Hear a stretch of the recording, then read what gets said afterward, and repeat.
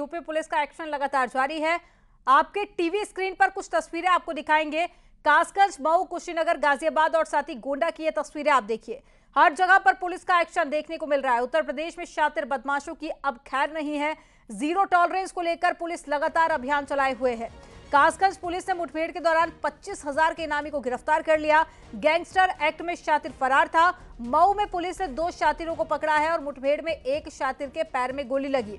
जबकि कुशीनगर में तीन दिन पहले नाबालिग के साथ में दुष्कर्म और हत्या की घटना को अंजाम देने वाले आरोपी को पुलिस ने गिरफ्तार कर लिया। और गाजियाबाद और साथ ही गोंडा में भी पुलिस का एक्शन देखने को मिला है।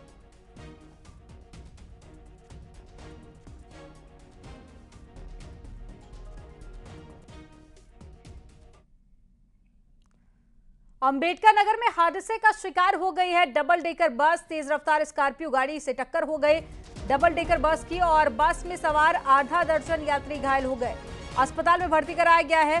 आजमगढ़ से दिल्ली जा रही थी डबल डेकर बस। मेहरुआ थाना क्षेत्र के मेहरुआ चौराहे की ये पूरी घटना तस्वीरें आपको दिखा रहे हैं। स्कॉर्पियो गाड़ी और साथ ही डबल डेकर बस की आपस में टक्कर हो गई और साथ ही इसमें 6 यात्री घायल हो गए हैं, जिन्हें अस्पताल में भर्ती कराया गया।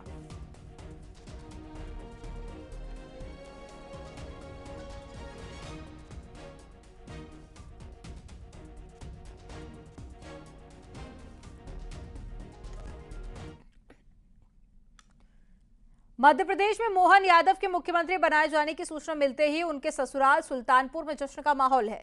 ससुराल वालों ने एक दूसरे को मिठाई खिलाकर जश्न मनाया और बधाइयां दी। दरअसल नगर कोतवाली के देवा मोहल्ले के रहने वाले ब्रह्मदीन यादव की बेटी सीमा यादव का विवाह मोहन यादव से हुआ था। वर्तमान में मोहन यादव उज्जैन दक्षिण से विधायक चुने गए हैं और शिवराज सिंह सरकार में शिक्षा मंत्री रहे। मोहन यादव के मध्य प्रदेश के मुख्यमंत्री बनाए जाने की सूचना पर सुल्तानपुर में जश्न का माहौल देखा गया। उनके ससुराल वालों ने एक दूसरे को मिठाई खिलाकर बधाइयां दी।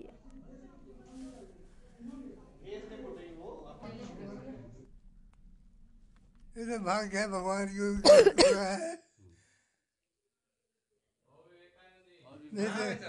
उत्तर प्रदेश के निवासी उज्जैन में जाके शादी करते हैं, कौन जाता है वहाँ शादी करने। लड़की ने TS कॉलेज से MA पास किया था। वो वहाँ विद्यालय परिषद का काम करती थी लड़की भी। वो स्वयं विद्यार्थी काम करती थी और वो भी राष्ट्रीय मंत्री थे विद्यार्थी परिषद के। जब शादी हुई थी तो वो भी राष्ट्रीय मंत्री थे डॉक्टर मोहन यादव। सबको खिलाओ। और ज्यादा जानकारी के साथ में पप्पू पांडे जुड़ गए हैं सुल्तानपुर से।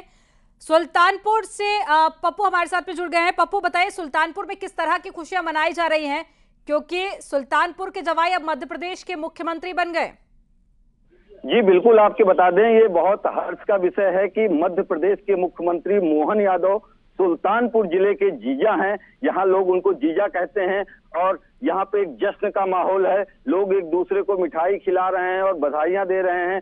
सुल्तानपुर नगर कोतवाली क्षेत्र के डिहवा मोहल्ले के रहने वाले हैं ब्रह्मदीन यादव। इनकी बेटी सीमा यादव का विवाह मोहन यादव से हुआ था और उज्जैन के रहने वाले हैं। इनका कहना है कि ये लोग 1994 में जब कर्फ्यू लगा हुआ था तब ये लोग उज्जैन जाकर अपनी बेटी का विवाह किए थे। उन्हें कहीं से इस बात का अंदाजा नहीं था कि उनका दामाद जो है मुख्यमंत्री बनेगा मध्य प्रदेश का या फिर प्रदेश के किसी और जिले का। जिस तरीके से ये उनके लिए सरप्राइजिंग है और हर कोई इस फैसले से मोदी सरकार के योगी सरकार से खुश नजर आ रहा है और मोदी जी का शुक्रिया अदा करता हुआ नजर आ रहा है।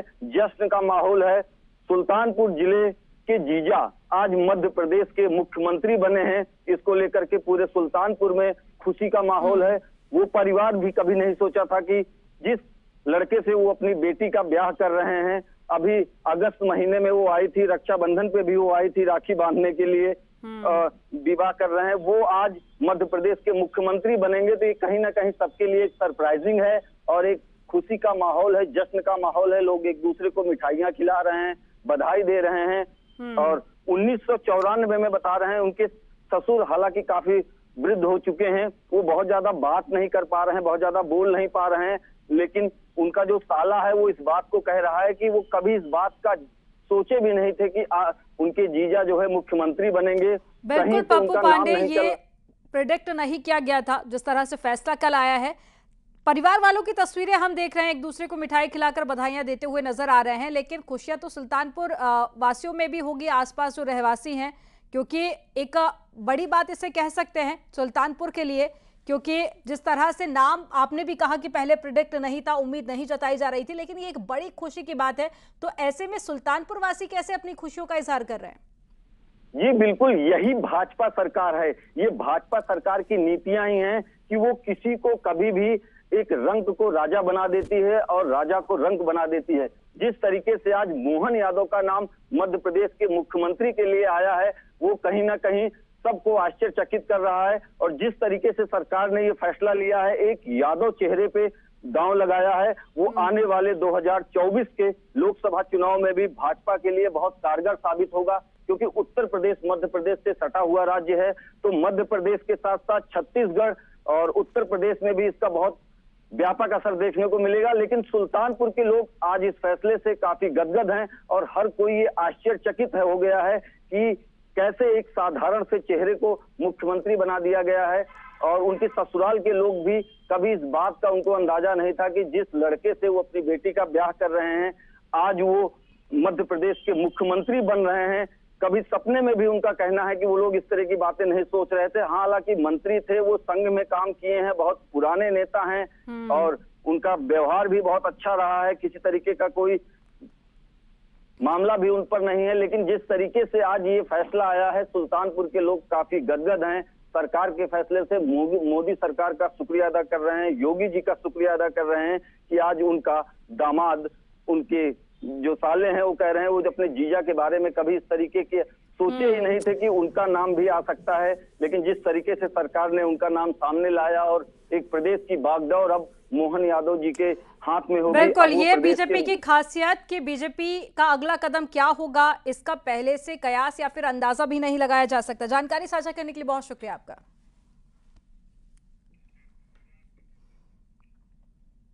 और चित्रकूट में पुरानी रंजिश के चलते युवक को लाठी डंडों से पीटकर घायल कर दिया। अस्पताल में इलाज के दौरान युवक की मौत हो गई। गुस्साए परिजनों ने आरोपियों की गिरफ्तारी की मांग को लेकर नेशनल हाईवे पर जाम लगा दिया। पुलिस अभी तक आरोपियों को गिरफ्तार नहीं कर पाई है।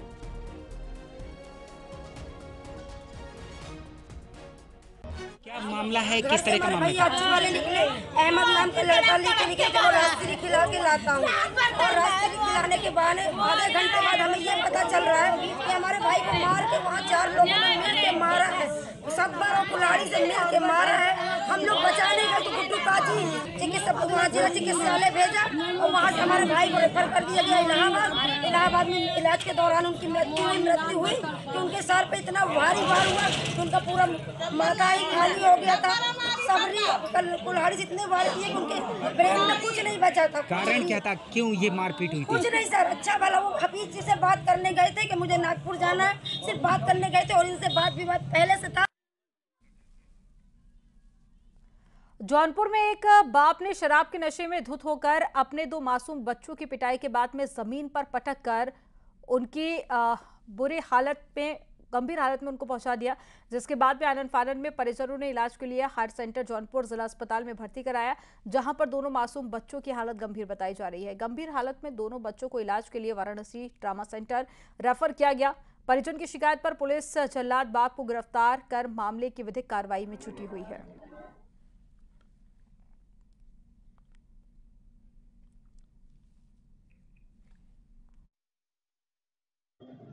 थाना सिंगरा मऊ अंतर्गत बघाड़ी गांव में एक ये सूचना प्राप्त हुई थी कि शनिवार की रात में एक व्यक्ति जिसका नाम ब्रजभूषण भीम सिंह है, ये मुंबई से आया था और ये नशे की हालत में उनको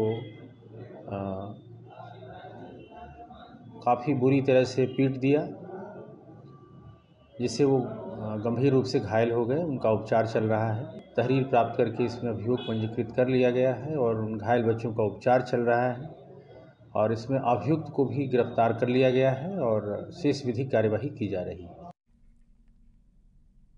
झांसी में 2 दिन पहले एक बारात के दौरान हुई कहासुनी में कुछ लोगों ने मिलकर धारदार हथियार से हमला कर दिया, जिसमें 2 लोग गंभीर रूप से घायल हो गए। घायलों को सामुदायिक स्वास्थ्य केंद्र बौरानीपुर लाया गया। पुलिस ने हमला करने वाले 2 आरोपियों को हिरासत में ले लिया।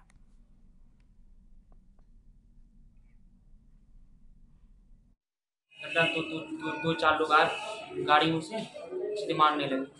क्या बजे की घटना है? सुबह 10 बजे की घटना। अच्छा, किस वजह से मारपीट करने लगे? और 2 दिन पहले बारात में थोड़ी घासनी हो गई थी, उसी को मारने आए थे। काय से मारने के लिए आए थे? लड़ते थे, पकड़े लेते फंसा लेते। अच्छा, आप लोग कितने लोग घायल हुए हो? 2 लोग। 2 लोग। मिर्जापुर में सार्वजनिक और धार्मिक स्थलों पर नियम के खिलाफ लाउड स्पीकर बजाने वालों के खिलाफ में कार्रवाई की गई है। पुलिस महकमा सुबह में 5 बजे से फील्ड में निकला और पुलिस अधीक्षक के नेतृत्व में 69 जगहों पर चेकिंग की गई और 7 जगहों पर तेज आवाज में लाउड स्पीकर बजाया जा रहा था, उसे कम कराया गया। इस दौरान 3 जगहों पर कानूनी कार्रवाई भी की गई। इन्हें पहले भी मना किया गया था, इसके बावजूद भी नियम का उल्लंघन करने पर मुकदमा दर्ज किया गया।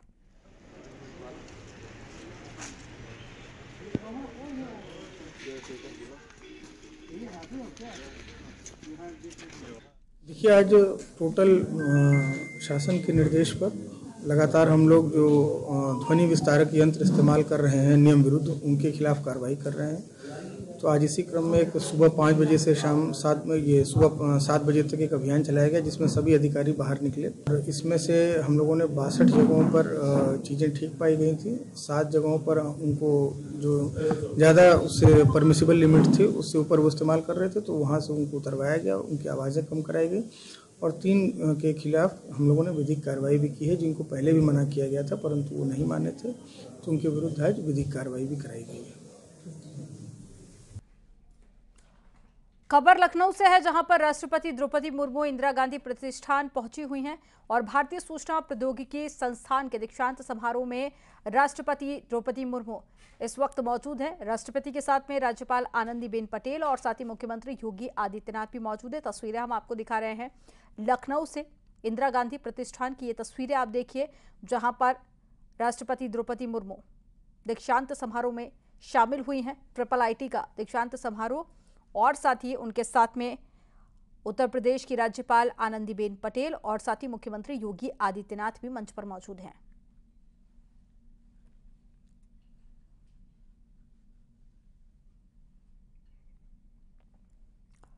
तो तस्वीरें हम आपको दिखा रहे हैं लखनऊ की। ये तस्वीरें आप देखिए, 2 दिवसीय राष्ट्रपति का दौरा आज दूसरा दिन और IIIT के दीक्षांत समारोह में इस वक्त राष्ट्रपति द्रौपदी मुर्मू मौजूद हैं और साथ ही उनके मुख्यमंत्री योगी आदित्यनाथ भी मौजूद हैं।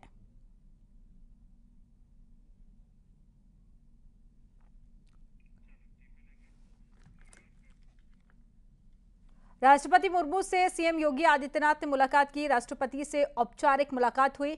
राजभवन जाकर राष्ट्रपति से मुलाकात की और 2 दिन के लखनऊ दौरे पर हैं राष्ट्रपति और राष्ट्रपति को सीएम ने साड़ी भेंट की। ये उस दौरान की तस्वीरें आपको दिखा रहे हैं, जहां पर मुख्यमंत्री ने राष्ट्रपति से मुलाकात की है और इस दौरान उन्होंने राष्ट्रपति द्रौपदी मुर्मू को साड़ी भी भेंट की है।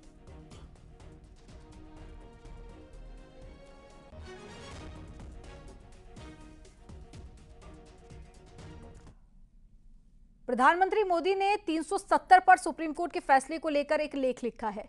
पीएम ने लिखा है कि सुप्रीम कोर्ट ने 370 हटाने के फैसले को सही ठहराते हुए देश की संप्रभुता और अखंडता को बरकरार रखा है। साथ ही साथ पीएम ने यह भी लिखा कि जम्मू कश्मीर और लद्दाख में बदलाव आया है, कानून अब बिना भेदभाव के लागू होते हैं। प्रधानमंत्री ने लिखा कि हमने नागरिकों की चिंता को समझा, एक भारत श्रेष्ठ भारत की भावना मजबूत हुई है और जम्मू कश्मीर में विकास को प्राथमिकता दी गई। इस अन्याय को खत्म करने की इच्छा थी। सुशासन के लिए प्रतिबद्धता हमारी पहचान बन रही है।